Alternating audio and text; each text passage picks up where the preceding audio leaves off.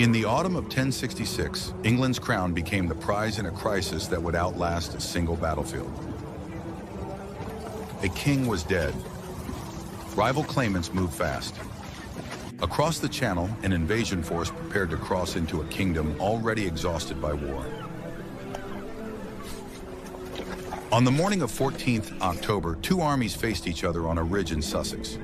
What happened there would end one ruling order and begin another, changing who held power, who owned land, and how England would be governed.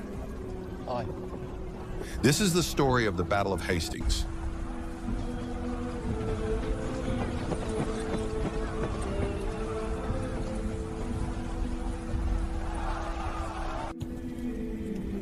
The crisis began in January 1066 with the death of King Edward the Confessor.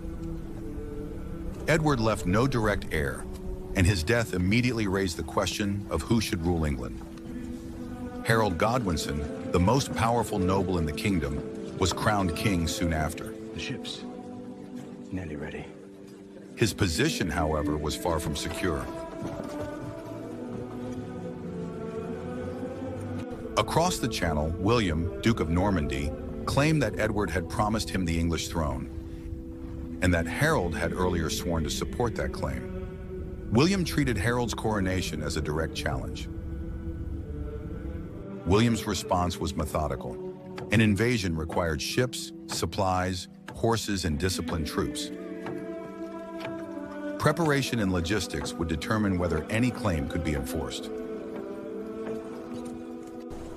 Before William could act, England faced a different threat.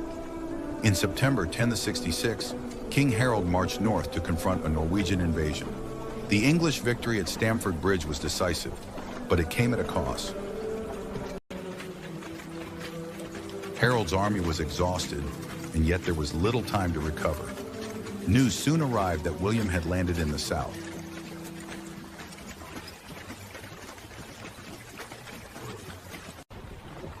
William's fleet crossed the English Channel in late September. The success of the crossing ensured that the struggle for the English crown would be decided on land. The Norman army landed at Pevensey in Sussex and quickly secured its foothold. Supplies were protected, and the force prepared to move inland.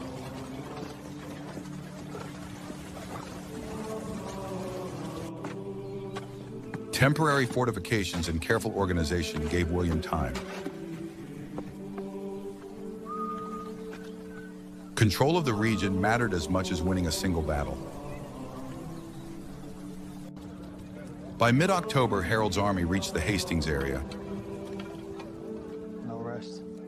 Not tonight. The English had marched hard and arrived tired, but they were determined to make their stand. Harold chose high ground on a ridge later known as Senlac Hill. There, the English formed a dense shield wall, relying on discipline and cohesion to hold their position. William's forces approached from lower ground. His army combined archers, infantry, and cavalry, allowing for flexibility that the English lacked. Norman archers opened the fighting, attempting to weaken and disrupt the shield wall. The English line initially held firm. Repeated infantry assaults followed. Fighting uphill against a disciplined formation was slow and costly, and no immediate breakthrough came.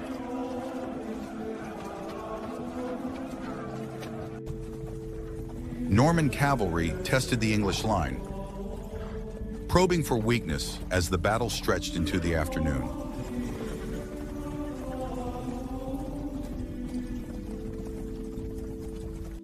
At moments, parts of the English force moved downhill in pursuit.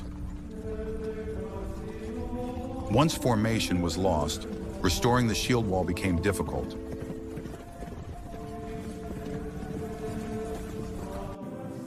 Fatigue and continual pressure took their toll.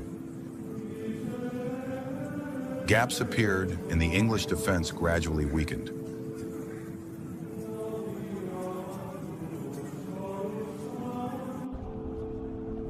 Late in the battle, King Harold was killed. The exact circumstances remain uncertain, but the effect was decisive.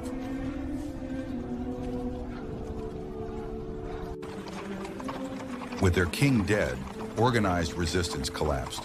What followed was not immediate peace, but a political transition enforced by power.